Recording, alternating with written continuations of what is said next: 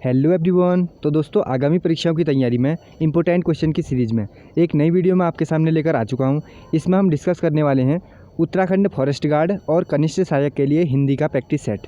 तो चलिए दोस्तों, साथ मिलकर आज की वीडियो को भी स्टार्ट करते हैं। आज की वीडियो में पहला सवाल, तुरंत सोचकर निर्णय लेने वाला क्या कहलाता है। वाक्यों के लिए एक शब्द वाला ये सवाल है। 4 ऑप्शन आप इसमें पढ़ सकते हैं। तुरंत सोचकर निर्णय लेने वाला कहलाता है प्रत्युत्पन्नमति।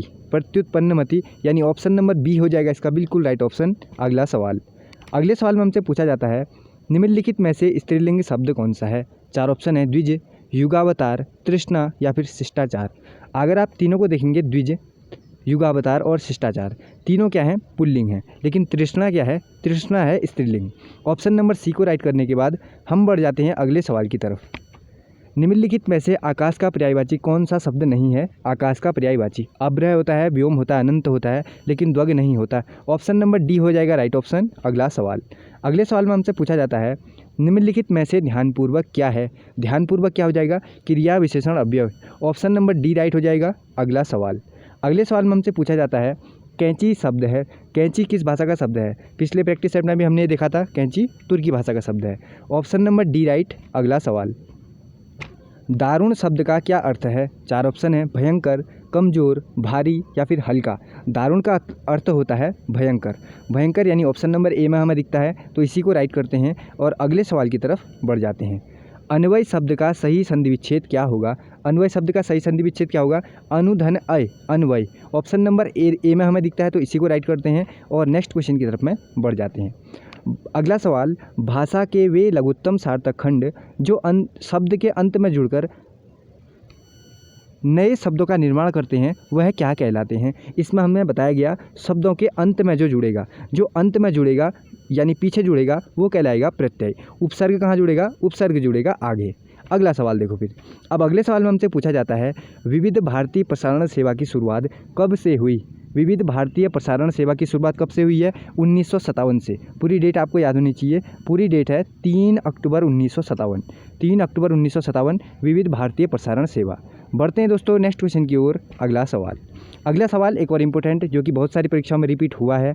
महादेवी वर्मा का जन्म कब हुआ था। महादेवी वर्मा का जन्म अगर आप सन देखेंगे तो 1907 में हुआ था, लेकिन आपको पूरी डेट इसकी याद होनी चाहिए। महादेवी वर्मा का जन्म हुआ है 26 मार्च 1907 को। इस पूरी डेट को आपको याद रखना है, 26 मार्च 1907। कभी कभी इनका निधन भी पूछ लेता है, तो निधन भी आपको याद होना चाहिए, 11 सितंबर 1987। 11 सितंबर 1987, ये सभी आपको याद होने चाहिए। बढ़ते हैं दोस्तों नेक्स्ट क्वेश्चन की ओर। अगला सवाल, निम्नलिखित में से आलोक का विलोम क्या होगा। आलोक का विलोम क्या होगा, अद्भुत, अज्ञान, अंधकार या फिर रात्रि। आलोक का विलोम हो जाएगा अंधकार। Option number C right. अगला सवाल, उड़ती चिड़िया पहचानना मुहावरे का क्या अर्थ होता है। उड़ती चिड़िया पहचानना यानी रहस्य की बात जानना। ऑप्शन नंबर ए हो जाएगा राइट ऑप्शन। अगला सवाल, अगले सवाल में हमसे पूछा जाता है निम्नलिखित में से व्यक्तिवाचक संज्ञा नहीं है। जो नहीं है वो हमें बताना है। व्यक्तिवाचक यानी किसी के नाम का वहाँ पर प्रयुक्त हो रहा होगा। रामायण है, दिल्ली है, यमुना है, लेकिन किताब व्यक्तिवाचक संज्ञा के साथ नहीं आएगा। ऑप्शन नंबर डी को राइट करते हैं और अगले सवाल की तरफ हम बढ़ जाते हैं। अनुशासन कैसा शब्द है। अनुशासन, अनु स्वयं में, शासन खुद पे शासन, यानी यौगिक शब्द है। तो ऑप्शन नंबर सी में हमें यौगिक दिखता है, इसी को राइट करते हैं। नेक्स्ट सवाल देखते हैं हमसे क्या कहता है। दाजू किसकी रचना है। ये क्वेश्चन भी बहुत जगह दिखा होगा, तो इसीलिए हम इसको मोस्ट इंपोर्टेंट कर लेते हैं। दाजू रचना है शेखर जोशी की। Option number D right. अगला सवाल, अगले सवाल में हमसे पूछा जाता है वह मनुष्य नहीं देवता है। इस वाक्य में वह क्या है। 4 ऑप्शन है, पुरुषवाचक, निजवाचक, निश्चयवाचक या फिर संबंधवाचक। तो वह मनुष्य नहीं देवता है, इसमें क्या हो जाएगा, वह निश्चयवाचक सर्वनाम हो जाएगा। ऑप्शन नंबर बी को ही राइट करते हैं। देखते हैं कि अगला हमसे क्या पूछा जाता है। चमाचम, चमाचम किस प्रकार का शब्द है। चमाचम बहुत बार देखा होगा आपने। देशज शब्द हम राइट करते हैं। अगले की तरफ हम बढ़ जाते हैं। अगले सवाल में हमसे पूछा जाता है हिंदी को भारत की राजभाषा होने का गौरव कब प्राप्त हुआ है। सबसे पहले आपको याद होना चाहिए हिंदी को किस भाषा का दर्जा मिला हुआ है, तो आपको याद रखना है राजभाषा का दर्जा मिला हुआ है। तो यह राजभाषा का दर्जा कब प्राप्त हुआ है, गौरव कब प्राप्त हुआ, ये आपको याद होना चाहिए। 4 ऑप्शन है, 1942, 1947, 1949 या फिर 1957। कब मिला था, 14 सितंबर 1949 को मिला था। 1949 तो यहाँ पर सन हम राइट कर लेते हैं, लेकिन पूरी डेट हमें याद होनी चाहिए, 14 सितंबर 1949। बढ़ते हैं दोस्तों नेक्स्ट क्वेश्चन की ओर। अगला सवाल, इस दिन इसलिए हिंदी दिवस भी मनाया जाता है।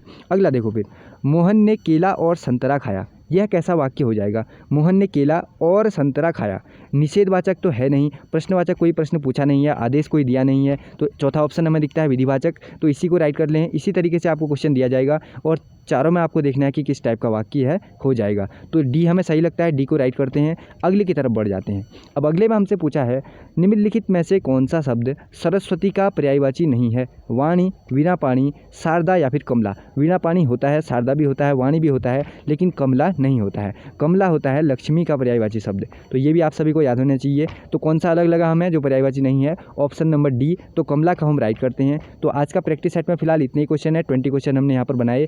ये सारे क्वेश्चन यूकेपीएससी ने या यूके ने पिछली हुई किसी परीक्षाओं में पूछा है, तो इंपॉर्टेंट क्वेश्चन है, आपको इन सारों में अपना स्कोर चेक करना है। इस तरीके की लगातार वीडियो मैं हिंदी के आपके लिए लाता रहूँगा। आज की वीडियो में फिलहाल इतना ही, बहुत जल्द मुलाकात होगी नई वीडियो के साथ में, तब तक के लिए जय हिंद।